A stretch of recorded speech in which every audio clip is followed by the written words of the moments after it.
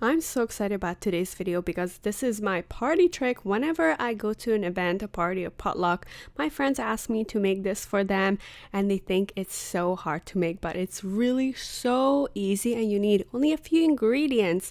This is my peach danishes. I also made this in pear a while ago. I'm using 1 block of cream cheese, 2 tablespoons of sugar, and 1 teaspoon of vanilla extract.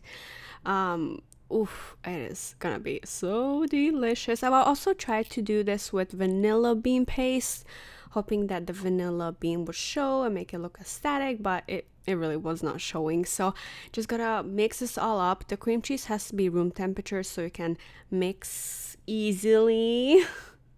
This is what it's gonna look like at the end. Super easy. To the side here I have my baking sheet with a silicone mat and a sheet of puff pastry.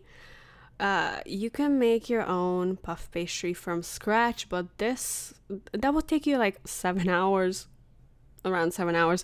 This is so much easier. You save so much time, and the trick in this is that it has to be cold, but not frozen cold. If it gets to like a room temperature ish texture, it's gonna be really sticky. So I'm slicing these with a pizza cutter. That's what I found the easiest instead of a knife, and I'm making a couple of slices. Some puff pastry come in a different shape where you would only get 4 slices out of it, and they also come in 2 sheets of puff pastry, so you will get 8. From this one I was lucky and I got 8 from just 1 sheet. And scooping the cream cheese on top, I usually add like a spoon to it and then see if any of them need a little bit extra, or maybe some of them have a little bit more. With the back of my spoon I just spread the cream cheese, but leaving a little bit of dough visible. That part is gonna crisp up in the oven.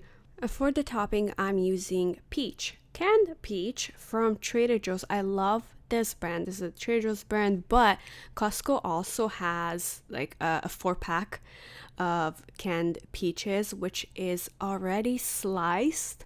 But if it's not sliced, whatever you have, maybe you got it from a can, not a jar like this. Just slice it up, and we're gonna layer the slices on top of each other. Make sure not to eat it because we need toppings. I was tempted to eat it just like that. It's so tasty. Preheat the oven to 375, and I usually set the timer to 15 minutes for the baking, and then it might be enough for you if your oven is strong. I just moved, and I think this is like the second time I used this oven, which is brand new, and turns out that 15 minutes in this was not enough, so I ended up baking it for about 22 minutes until your edges are crispy. Or to make sure that it's baked, you can lift it, and if the bottom is golden brown, it is done. This is what it's gonna look like. Now we gotta add the shine.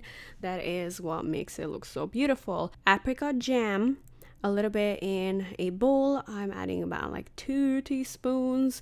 Microwave it for 10 seconds just so it's easier to spread, and I'm using Grand Marnier. This is optional to put it in, give it an extra little flavor. It's like an orange liqueur. You don't have to do this, but this is what I do every single time. And you cannot really taste it in there, but it does something. With a brush this over, and you get that beautiful, inviting, delicious shine to it. It also is gonna add some sweetness because the dough is not sweet, so that's why we added sugar into the cream cheese, and we are done. If you want, you can throw some powdered sugar on top. It's pretty much gonna melt where the peaches are, but it might show on the edge. We're done. It is literally so good and warm straight out of the oven, so crispy, so flaky. I love it. We ate the whole thing that morning. Don't judge me, I am a messy eater. I have no shame. It is so good. I'm literally in heaven right now. Try this out. It's so easy to make and it's so budget friendly.